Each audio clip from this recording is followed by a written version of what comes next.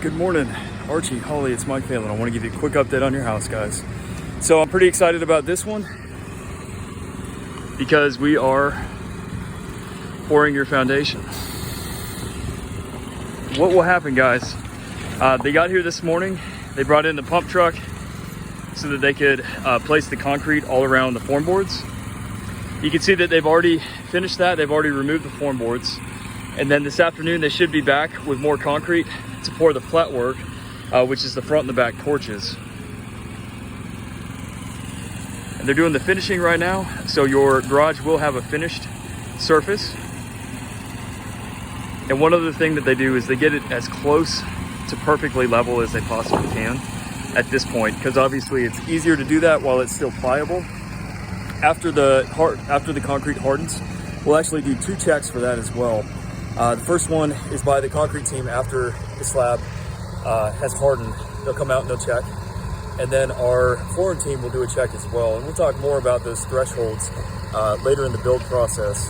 But just so you have an idea of how well we level the top of the foundation. The concrete team has a threshold of 1/4 inch over 10 feet.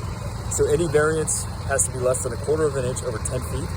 And then our flooring team one-ups them and they come after and they will mark the slab for anything that's 1/8 of an inch or more over a 10 feet span. So if you do the math on that and you think about it, that is pretty doggone close to perfect.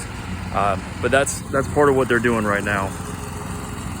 You can also see all of those plumbing penetrations, the drains. That coupling that we talked about is extending above the surface of the foundation. That's very, very important because we want to make sure that with the contraction and the expansion due to heat and cold, we don't want there to be a chance that those pipes will actually break. So that's another way that we protect the integrity of your home. That's another piece of quality that we build into pretty much every aspect of what we do for you. So yeah, that's the update this week. I'm glad that we finally were able to get to this point.